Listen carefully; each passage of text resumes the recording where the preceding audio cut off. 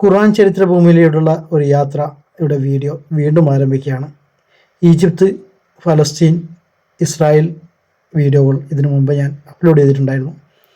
കാണാത്തവർ ലിങ്ക് താഴെ ഉണ്ടാവും, അതുവഴി കാണുക.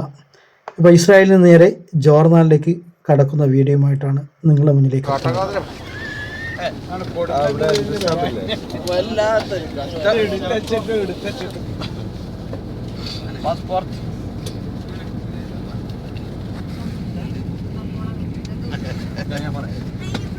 ഇസ്രായേൽ ബോർഡറിൽ നിന്ന് ജോർദാനിലേക്ക് കടന്നു. വിസയൊക്കെ സ്റ്റാമ്പ് ചെയ്തതിന് ശേഷം അതിൻ്റെ ക്ലാരിഫിക്കേഷന് വേണ്ടിയിട്ട് പോലീസുകാർ വന്ന് പാസ്പോർട്ടും കാര്യമൊക്കെ ചെക്ക് ചെയ്തു. വിസയൊക്കെ ചെക്ക് ചെയ്തതിന് ശേഷം ഞങ്ങൾ ജോർദാനിലേക്ക് യാത്ര പോവുകയാണ്. അപ്പം ജോർദാനിനെ കുറിച്ചുള്ള വീഡിയോയുമായിട്ടാണ് ഇനി മുതൽ അങ്ങോട്ട് നിങ്ങളുടെ മുന്നിലേക്ക് വരുന്നത്. ഞാൻ ഹാരിസ് അബ്ദുള്ള, ഹാരിസ് ഓൺലൈൻ. അങ്ങനെ നമ്മൾ ഇസ്രായേലിൽ നിന്നും നേരെ ജോർദാനിലേക്ക് കടന്നു. ജോർദാൻ്റെ തലസ്ഥാനം അമ്മാനാണ്. ഇവിടെ ഇസ്ലാമിക മതപ്രകാരമാണ് ഇവിടുത്തെ ഭരണവും കാര്യങ്ങളൊക്കെ നടക്കുന്നത്. ഭാഷ അറബിക്കാണ്. Currency Jordanian ദിനാറാണ്.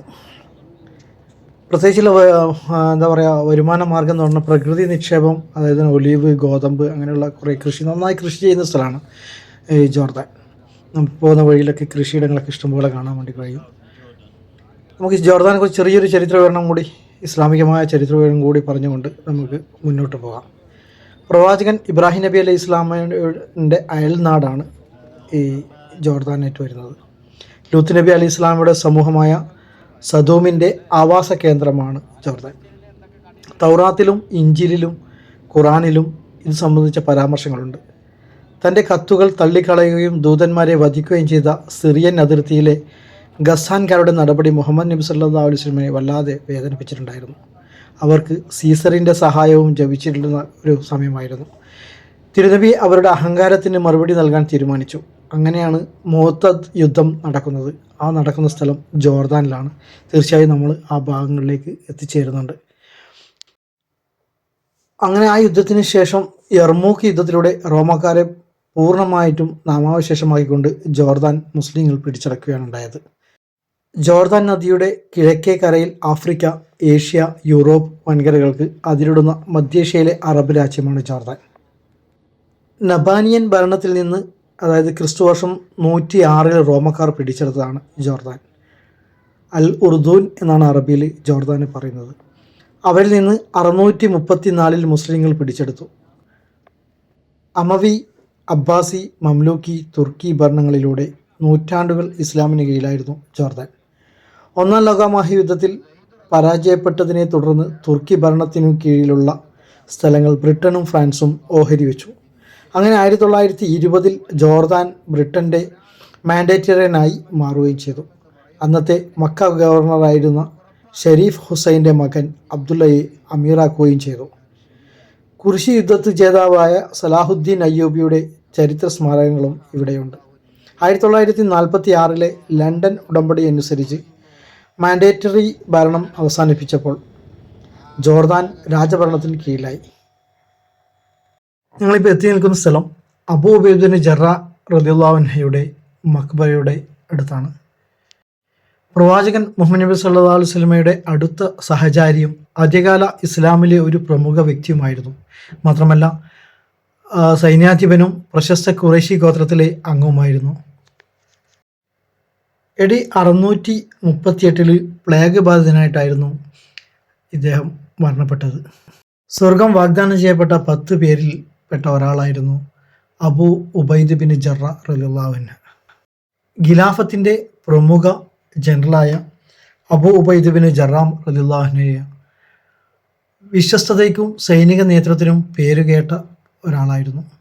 പ്രവാചകൻ മുഹമ്മദ് നബി സല്ലല്ലാഹു അലൈഹി വസല്ലമയുടെ ആദ്യകാല അനുയായികളിൽ ഒരാളെന്ന നിലയിലും അദ്ദേഹത്തിൻ്റെ പങ്കിനെ ഖലീഫമാരായ അബൂബക്കറിൻ്റെയും ഉമറിൻ്റെയും കീഴിലുള്ള അദ്ദേഹത്തിൻ്റെ സൈനിക സംഭാവനകളെയും വിശദമായി പ്രതിപാദിക്കുന്ന ചരിത്രം തന്നെ ഇസ്ലാമിലുണ്ട്.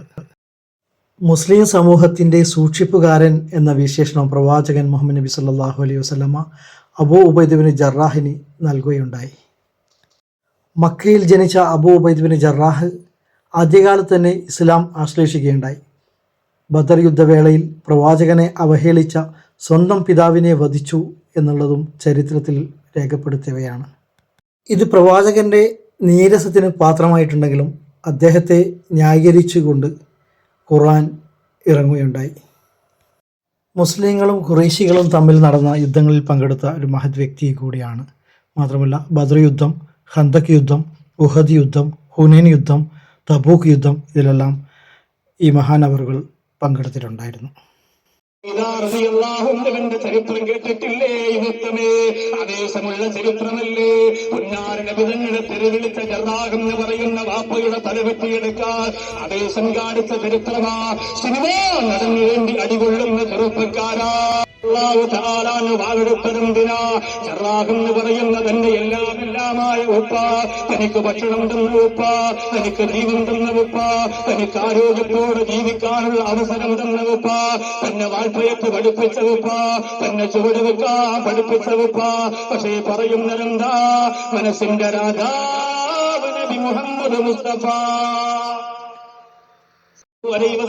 തങ്ങളെ പ്രാന്തനെന്ന് വിളിക്കുകയാ, തെറിവിളിക്കുകയാ, ശകാരിക്കുകയാ, കുറ്റപ്പെടുത്തുകയാ, പരിഹസിക്കുകയാ, കളിയാക്കുകയാണ്. സഹിക്കാൻ വിടുന്നില്ല. ചാടി എഴുന്നിട്ട് നബിയേ തല വെട്ടിക്കൊണ്ടുവരട്ടെ. നിബിതങ്ങൾ പറഞ്ഞു, പോലെ നിന്റെ ഉപ്പയാ, ഉബൈദാന്റെ ഉപ്പയാ, ജറാഹാണ് അബൂ ഉബൈദ, നിന്റെ വാപ്പച്ചിയല്ലേ, നീ പുറത്തിറങ്ങല്ലേ. അബൂ ഉബൈദ റളിയല്ലാഹു അൻഹു അവിടെ ഇരിക്കുകയാ. 2 പ്രാവശ്യം വിളിച്ച് എഴുന്നേറ്റപ്പോ നിബിതങ്ങൾ പിടിച്ചിരുത്തി. വീണ്ടും നിലയുടന്നപ്പോ സഹിക്കാൻ കിടുന്നില്ലല്ലോ, സഹിക്കാൻ കിടുന്നില്ലല്ലോ. ചാടി എഴുന്നിട്ട് നിബിതങ്ങളുടെ അനുവാദം ചോദിക്കാനില്ല. തന്റെ എല്ലാമായ പ്രിയപ്പെട്ട ഉപ്പാലുമായി യുദ്ധം നടക്കുകയാണ്. ആർക്കു വേണ്ടിയാ? ചെറുപ്പക്കാരാ. ഇന്ന് സ്വലാത്തിൽ എല്ലാ ചെറുപ്പക്കാരുണ്ടോ? ഇന്ന് മദീനത്ത് പോകാൻ ചെറുപ്പക്കാരുണ്ടോ? മക്കത്ത് പോയിട്ട് മദീന കാണാതെ മടങ്ങി വരുന്ന മടയന്മാരല്ലേ? കത്തുപോയിട്ട് മദീനയിൽ പോകുന്നില്ല, അത് ശിർക്കാണ്. ഹജ്ജിന് പോകുമ്പോ മദീനത്ത് പോകാൻ പാടില്ല എന്ന് പറഞ്ഞ് മക്കത്തിരുന്ന് മടങ്ങി വരുന്ന മടയന്മാരെ പഠിച്ചുകൊള്ളുക. ചെറുപ്പക്കാരാ, ലക്ഷക്കണക്കിന് സ്വലാത്തിനെല്ലാരെ മരിക്കല്ലേ ചെറുപ്പക്കാരാ. കണ്ണൂർ ജില്ലകളെ പുതിയങ്ങാടികളെ പഠിച്ചുകൂടിയ 10,000ങ്ങളോട് പറയുകയാ, കോടിക്കണക്കിന് സ്വലാത്ത് ചൊല്ലിയ നാവ് കൊണ്ടല്ലാതെ നിനക്ക് കെലിമ പറഞ്ഞ് മരിക്കാൻ കഴിയില്ല. ലോകത്താർക്ക് വേണ്ടി പറഞ്ഞതിനേക്കാൾ കൂടുതൽ നിന്റെ ഹബീബിന് വേണ്ടി പറയുമ്പോഴല്ലാതെ നിനക്ക് കെലിമ പറഞ്ഞ് മരണപ്പെടാൻ കഴിയില്ല. ഇന്നത്തെ രാത്രി മുതൽ തീരുമാനിക്കുന്ന ചെറുപ്പക്കാരാ.